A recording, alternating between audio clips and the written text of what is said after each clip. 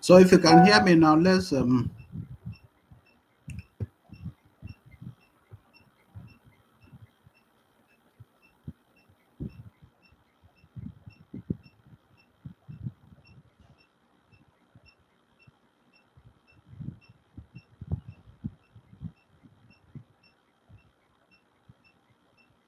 okay. So I was talking about if you can hear me, let's continue.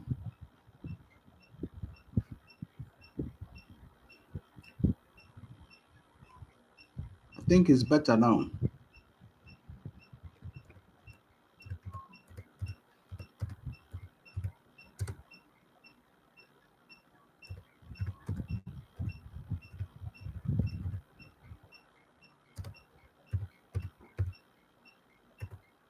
I think it's better now. So if you can hear me, let's.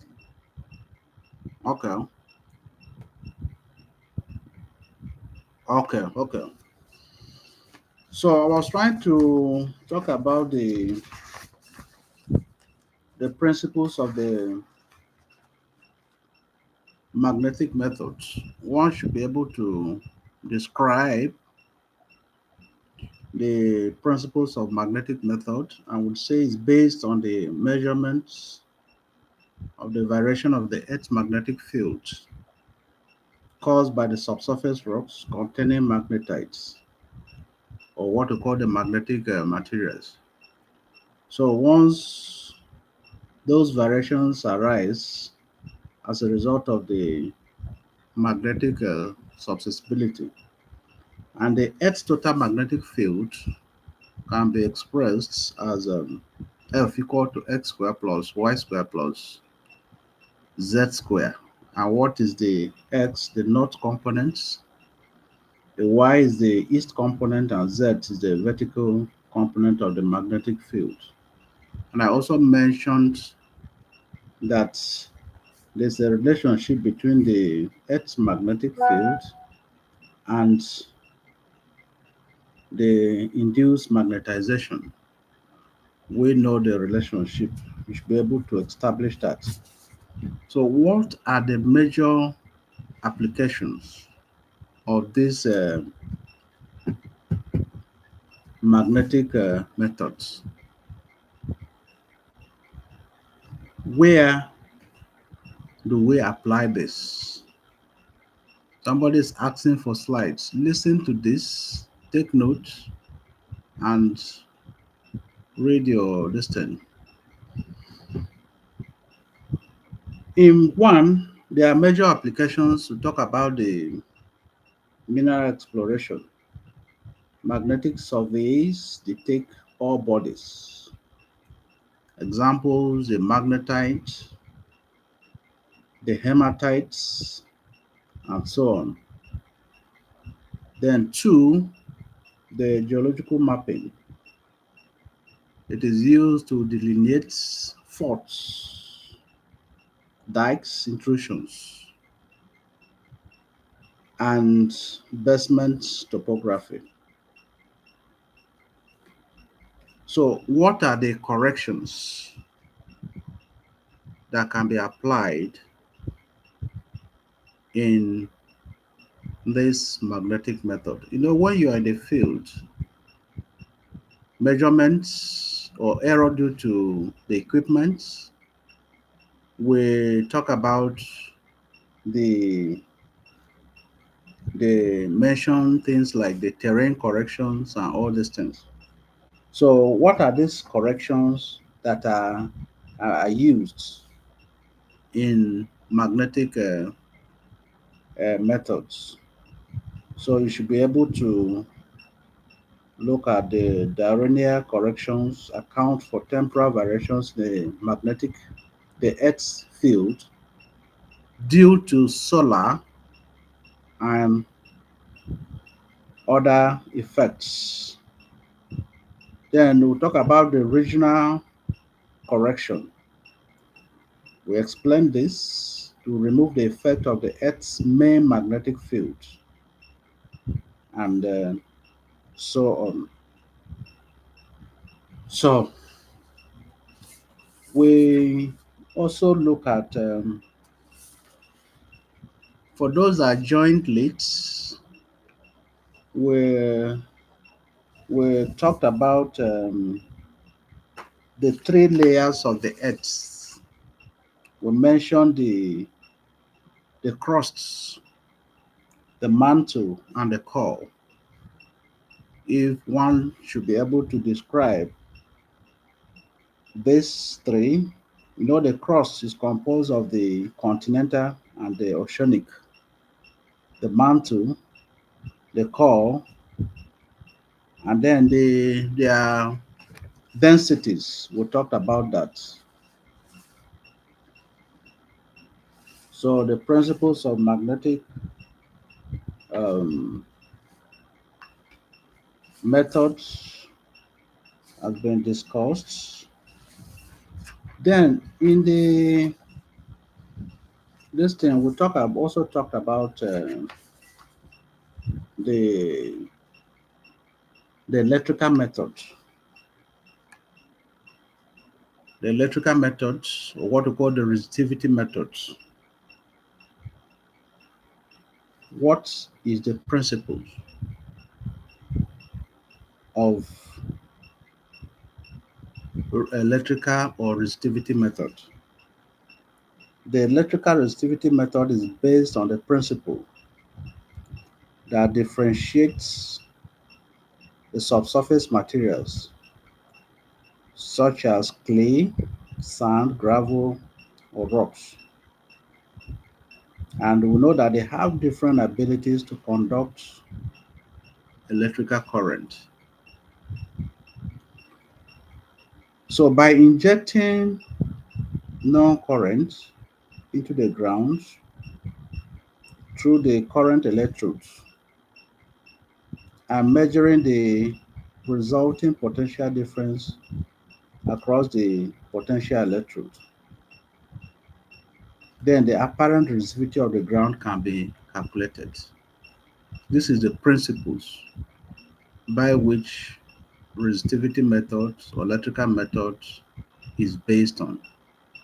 You inject the current into the ground through the current electrodes, we call it A, B, and then you measure the resulting potential difference through the potential electrode Nn. And from Ohm's law, we know that V is equal to IR. So if you know current and V, which is the potential difference, you can calculate resistance. And once resistance is known, we can calculate apparent resistivity. Once apparent resistivity is calculated, this apparent resistivity reflects the bulk electrical properties of the subsurface, which depends on the lithology, porosity, water content, and degree of saturation. This is what the apparent resistivity does. The apparent resistivity reflects the bulk electrical properties of the subsurface, which depends on the lithology, porosity, water content, and degree of saturation. Through varying electrode spacing, the depth information is obtained, enabling geophysicists to delineate subsurface layers, identifying aquifers, and at the same time locating the what is required. So we we also um, talk about the formula for apparent resistivity as rho is equal to K change in V over I. So you should be able to establish the that relationship for the apparent resistivity. So we also look at the principles of the gravity method. The gravity method. One should be able to describe the gravity method, and is based on measuring the small variations in the Earth's gravitational field caused by differences in the density of the subsurface. We say that these rocks they have different densities, and that is what the gravity method is based on measuring the small variations in the Earth's gravitational field caused by differences in density of the subsurface rocks. Denser materials like ore bodies or mafic intrusion produce positive gravity anomalies. Denser materials like ore bodies or mafic intrusion produce positive gravity anomaly, while less dense materials like sedimentary basins produce negative anomalies.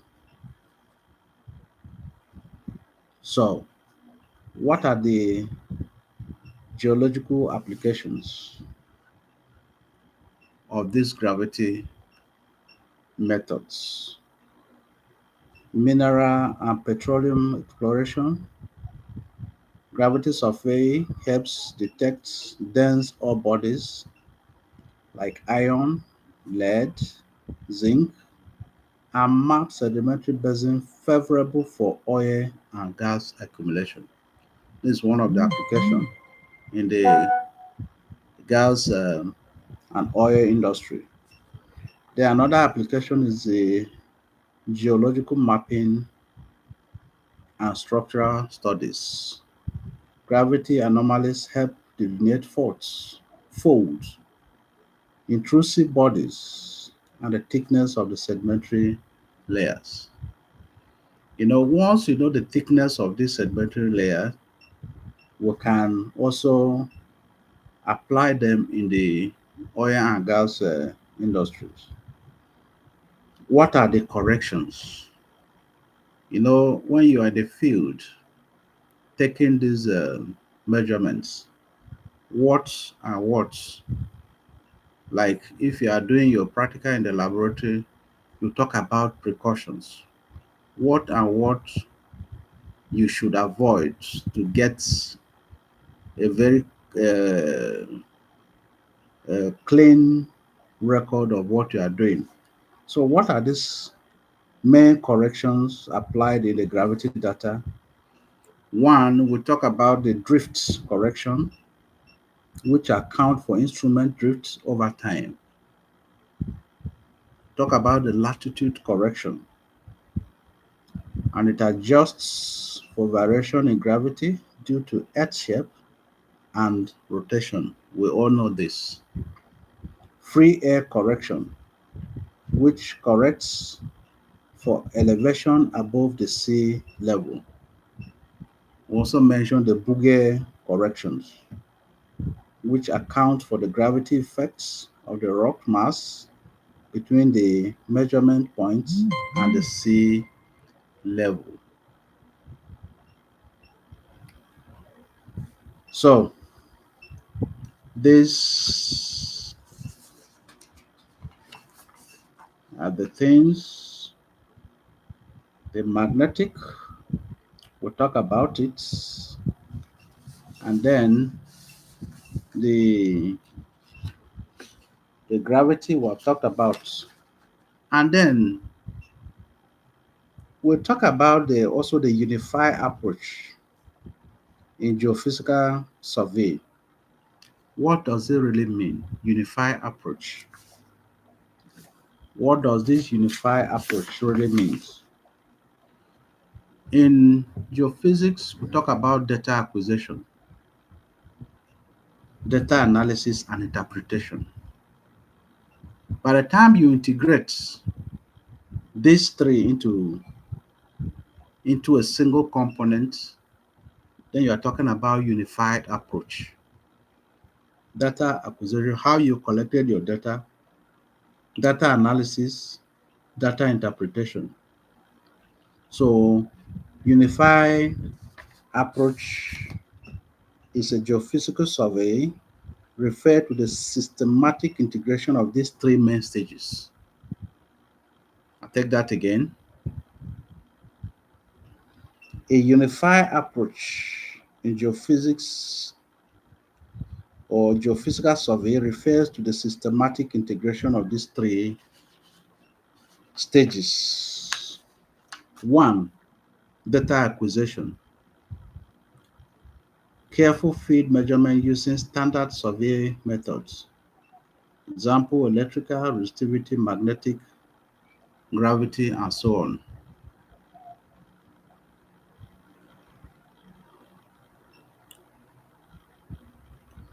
Somebody is saying we should come again. We're talking about the unified approach in geophysical survey, which refers to the systematic integration of the three main stages. And what are these stages we're talking about? Data acquisition. Number one, data acquisition. Careful field measurement using standardized survey methods or standard survey methods like electrical methods, gravity methods, magnetic methods, etc. Two, data analysis or processing. Application of corrections. What are these corrections we're talking about? Talk about the free Bouguer correction, uh, instrument correction, and so on. So applications of corrections, filtering and inversion techniques to remove noise and highlight true subsurface responses. Those unwanted signals will be removed. Then three, data interpretation. When you collect data and you analyze, the next thing is to interpret. Data interpretation is integration of the processed data with geological, hydrological, or geotechnical information to build reliable model of the subsurface. For example, if you are exploring for water, you have taken your resistivity values. What happens to the values? You need to now analyze to interpret. If I drill as because of the resistivity values of I have, if I drill to this certain level, I'll be able to get water. If it is for mineral exploration, you do the same. So, so if the acquisition, analysis, and interpretation are not properly integrated, what happens? If they are not properly integrated, what happens? One,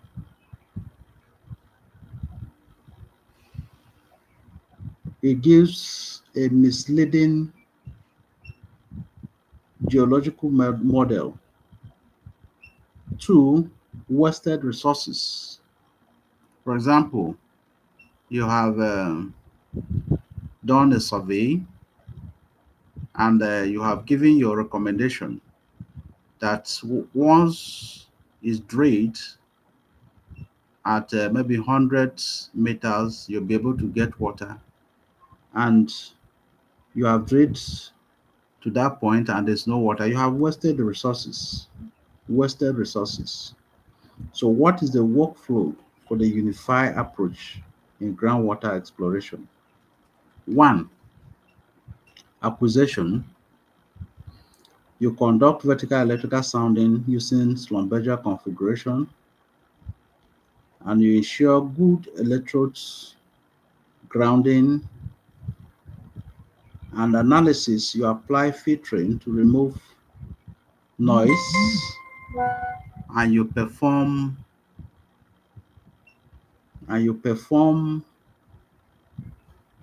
inversion modeling to estimate true resistivity and thickness of the subsurface layer. And then what are the interpretations? You correlate resistivity result with known lithology and then integrate results with borehole logs and hydrological data to map aquifer zones. And that is what we call the the flow or the workflow of that. So at this point, I will want it to know if what I have done, you have some questions. But before we this, I will still mention those key things that you need to take notes.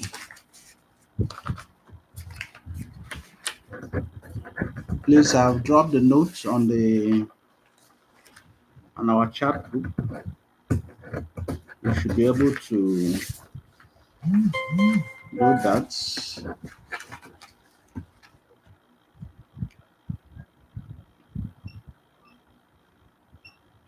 You should be able to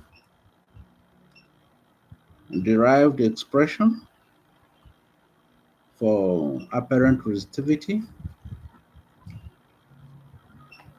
the electrical or resistivity methods we say is based on the principle that differentiates subsurface materials.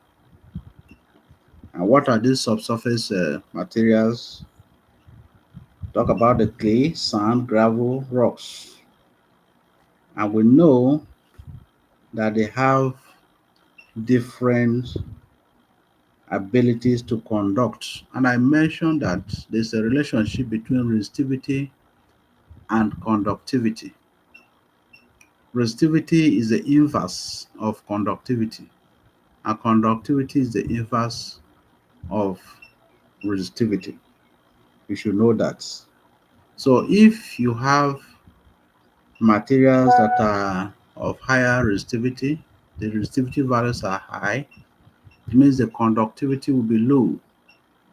The conductivity will be low. Electrical resistivity method is based on the principles that different subsurface materials like the clay, the sand, the gravel, the rocks have different ability to conduct electrical current. So by injecting this current into the ground using the current electrodes, we measure the resultant potential difference through the potential electrodes, and the apparent resistivity of the ground can be calculated. This apparent resistivity reflects the bulk electrical properties of the subsurface, which depends on lithology, porosity, water content, and the degree of saturation. So you should be able to do that. The apparent resistivity, and once you know the formula, K is equal to pi AB over 2 square minus Mn over 2 square, all divided by Mn. That K is what we call the geometric factor. That K is what we call the geometric factor. And K, repeat, is equal to pi into AB over 2 squared minus Mn over 2 squared, all divided by Mn. And if you are given the values of A, then you can find AB over 2. If the value of Mn is given, you can find Mn over 2. And you should be able to calculate for K. And once K is known, you can calculate the apparent resistivity using that formula. The principles of gravity methods, I repeat again, is based on measuring the small variations in the Earth's gravitational field caused by differences in density of the subsurface rocks. The principles of gravity method is based on measuring the small variations in the Earth's gravitational field caused by differences in the density of the subsurface rocks. Denser materials produce positive anomaly, while less dense materials produce negative anomalies. And what are the examples of these denser materials? We have ore bodies or mafic intrusions. The less dense ones talk about the sedimentary basins or cavities. So what are the geological applications? What are the geological applications? Mineral and petroleum exploration. Gravity survey helps detect dense ore bodies like iron, lead, zinc, and map sedimentary basin favorable for oil and gas accumulation. Number two application is the geological mapping and structural studies. Gravity anomaly helps delineate faults, folds, intrusive bodies, and the thickness of the sedimentary layers. What are the main corrections of the gravity methods? I repeat, drift correction. Number one, account for instrument drift over time. The instrument is very sensitive. Weather can affect it. Two, latitude correction, which adjusts for variations in the gravity due to Earth shape and rotation. Three, free air correction. correct for elevation above sea level. Bouguer correction accounts for gravitational effects of the rock mass between the measurement points and the sea level.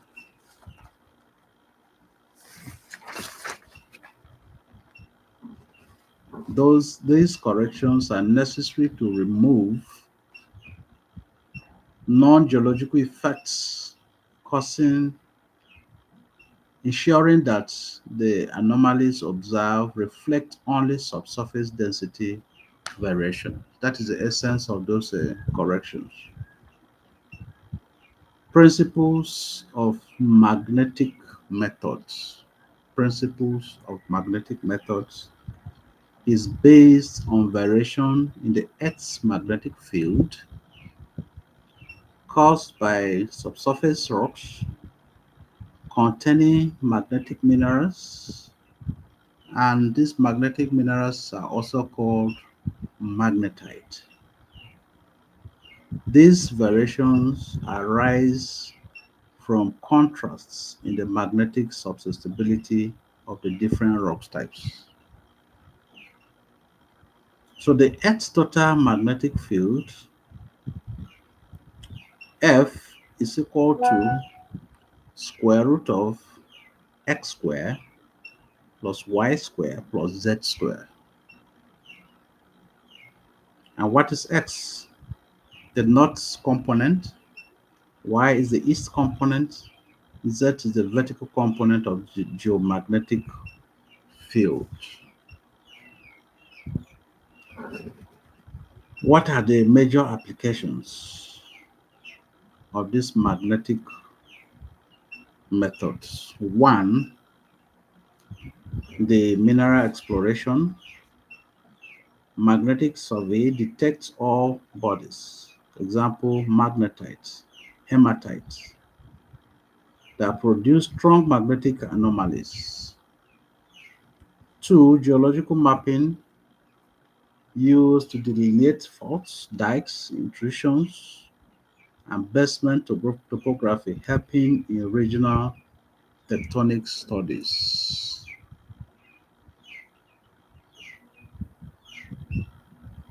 Somebody is saying, take it slow. Okay, so what are the corrections?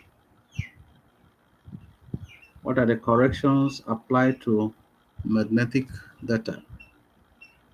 The radial correction, which account for temporal variation in the Earth field due to solar and other effects.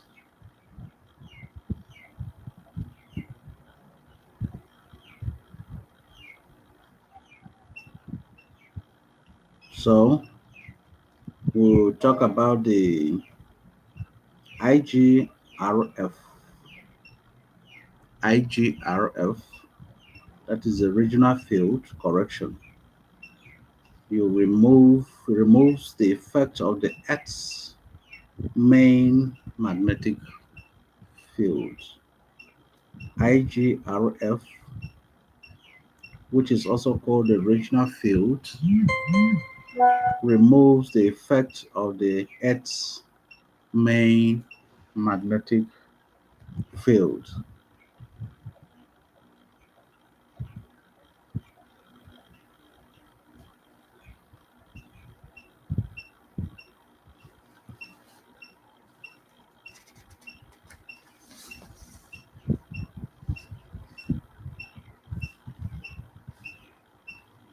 So the unified approach of geophysical survey.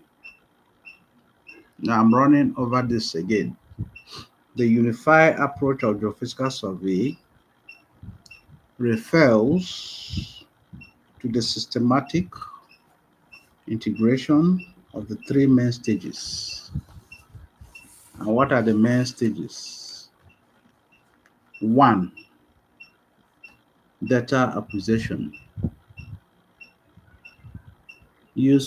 Careful field measurements using standardized survey methods. careful field measurement using standardized survey methods,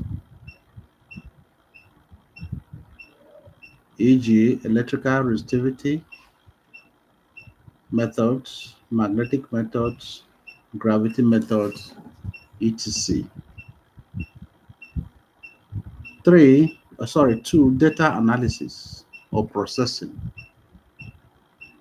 Applications of corrections, filtering and inversion techniques to remove noise and highlight true subsurface responses. Data analysis, I take it again.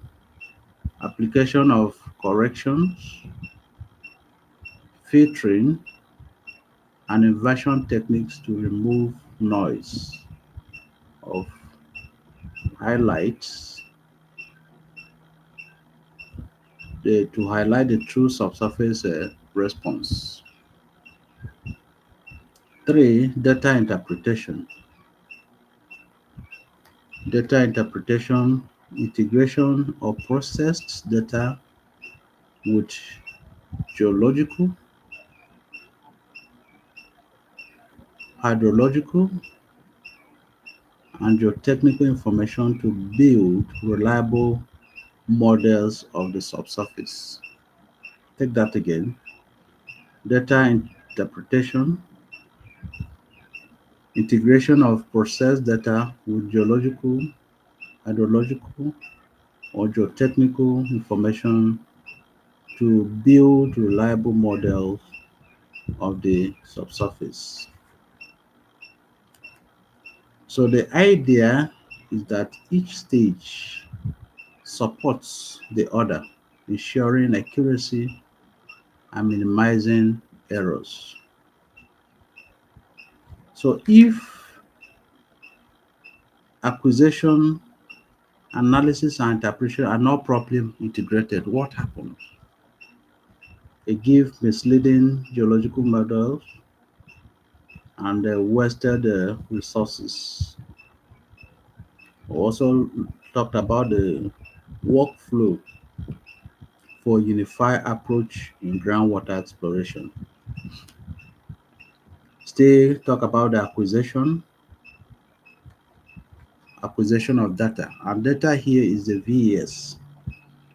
We conduct vertical electrical sounding using the Schlumberger configuration and ensuring good electrodes, grounding, and so on. The analysis will apply filtering to remove noise and perform inversion modeling to estimate true resistivity and thickness of the subsurface layers. I repeat that, perform inversion modeling to estimate true resistivity and thickness of the subsurface layers. So what are the interpretations? Correct. You correlate resistivity results with known lithology. Example, for clay is known for low resistivity, and aquifer sand moderate resistivity. And you integrate this result with borehole logs and hydrogeological data to map the aquifer zones. So we also talk about the major layers of the earth: the crust, the mantle, the core. I would say the crust is the outermost thin and solid layer composed mainly of silicate rocks,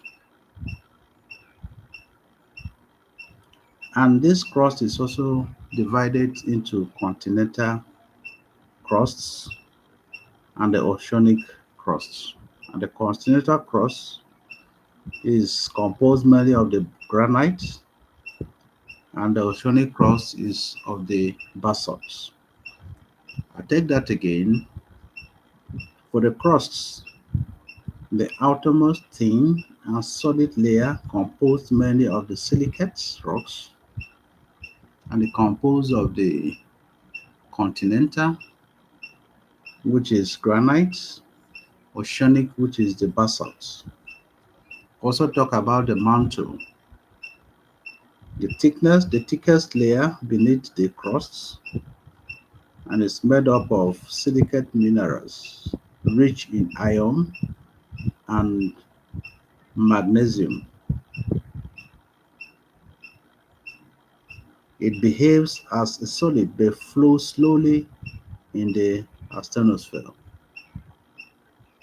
The core, that's the third one, the innermost layer, made mostly of iron and nickel, and is divided into the liquid outer core and the solid inner core.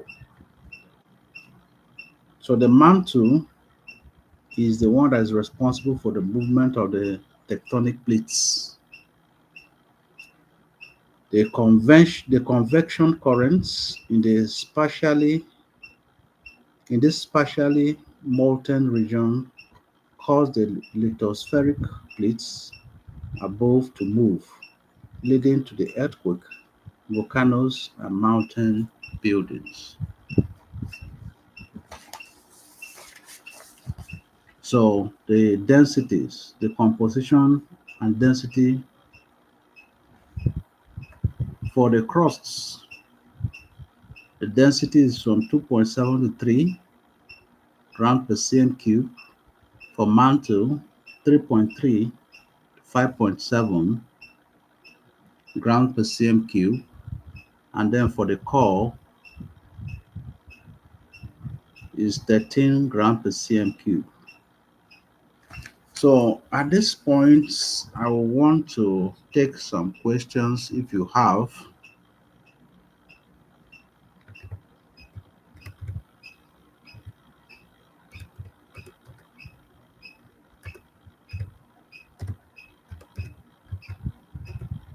Based on a discussion, if you have, let's take some questions.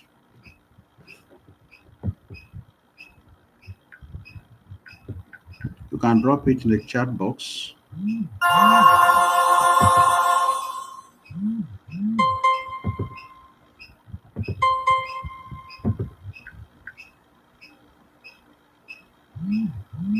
Okay, for the densities, for crusts, crust they have the least density as in the range of 2.7 to 3 grams per cm cube and is composed of mainly the silicate rocks. Then for the mantle, it's from 3.3, it's a range 3.3 to 5.7 grams per cm cube, composed of silicate minerals with higher iron and magnesium content. Then for the core, it has 13 grams per cm cube and composed mainly of metallic iron and nickel. So, what are the factors that can possibly affect conductivity in soil mechanism? What are the factors that affect conductivity? In somebody's asking that question. We say that there's a relationship between conductivity and resistivity. So when you have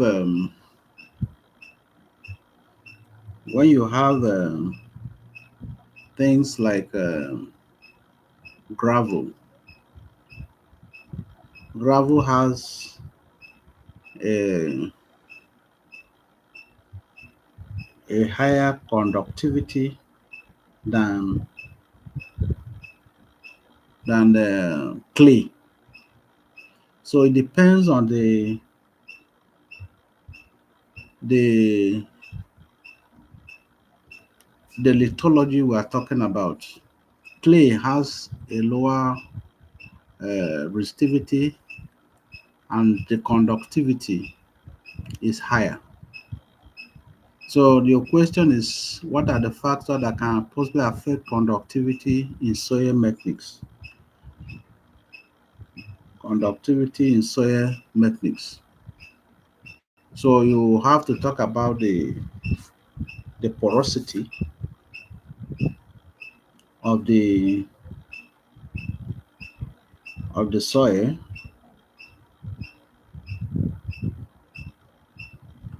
What do you mean by porosity? You know, the soil has what we call the pore spaces. So if the water, for example, if it rains and the soil is able to hold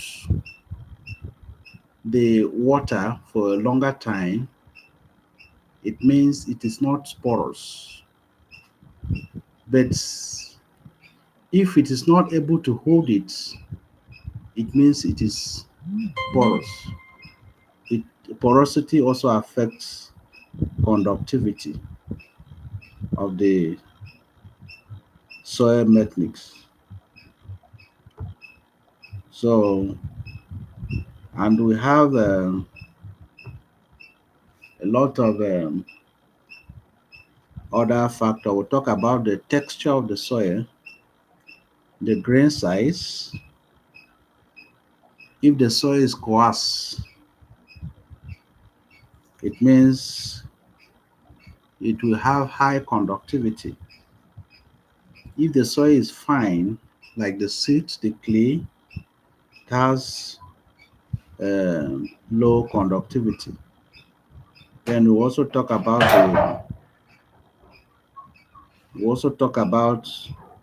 the porosity. We also talk about the porosity, like I mentioned, high porosity. Talk about the large volume of the voids favors high conductivity, and the degree of saturation also the degree of saturation also has an effect on that. So these are some of the factors. Any other question?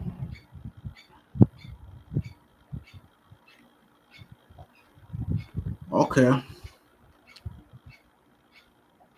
If there is none, if there's none, being quiet means if there's none, you can draw. If there's any, you can drop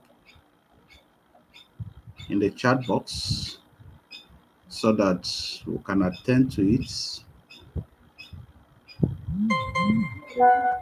But if there's none, we can call it a day so that you can do other things. So in the absence of any question, we're ending the live stream. Good luck.